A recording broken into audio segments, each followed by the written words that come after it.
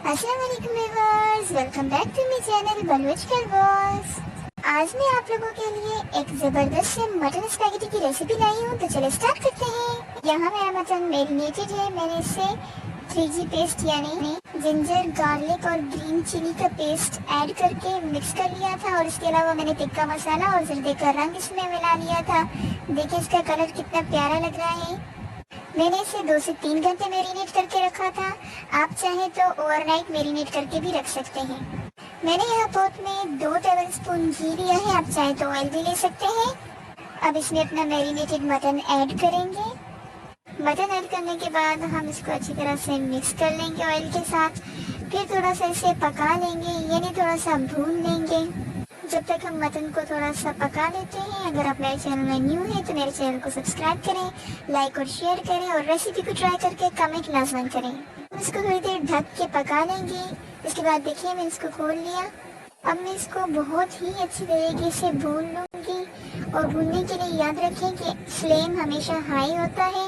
एक इम्पोर्टेंट बात, मैंने इसमें अब तक पानी ऐड नहीं किया है। जो पानी पहले आप लोगों ने देखा वो गोश्त का अपना ही पानी था।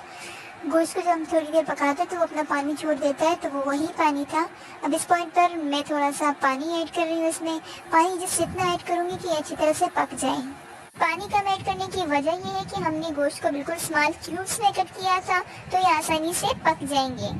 चले मैं गोश्त को थोड़ा सा चेक कर लेती हूँ कि ये पक चुका है या नहीं।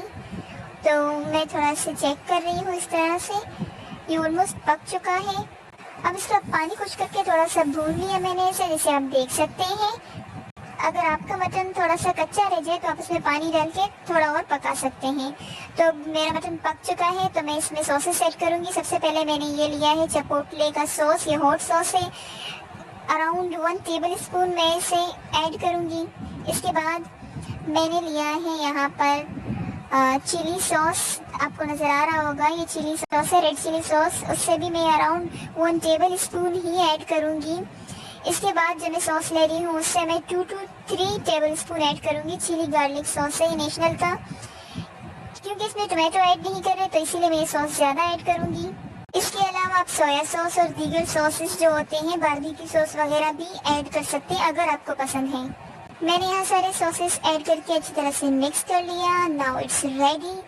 आप देख सकते हैं कितना प्यारा, कितना अच्छा और जूसी टाइप का मिक्सचर बना है। अब इसमें बिल्कुल थोड़ा सा अराउंड 2 टेबल स्पून पानी मैंने ऐड किया। देन मैंने अपने बॉइल्ड एंड ठंडा पानी गुजार के ये जो मैंने स्पैगेटीज रखे थे वो मैंने डाल के अच्छी तरह से मिक्स कर लिया। मिक्स कर रही हूँ, बल्कि एक हाथ से मिक्स करना ज़रा मुश्किल है, तो मैं मोबाइल रख के मिक्स करके आपको दिखाती हूँ। अब देख सकते हैं ये अच्छी तरह से मिक्स हो चुका है। फ्लेम ऑफ करते हैं, डिश आउट करते हैं।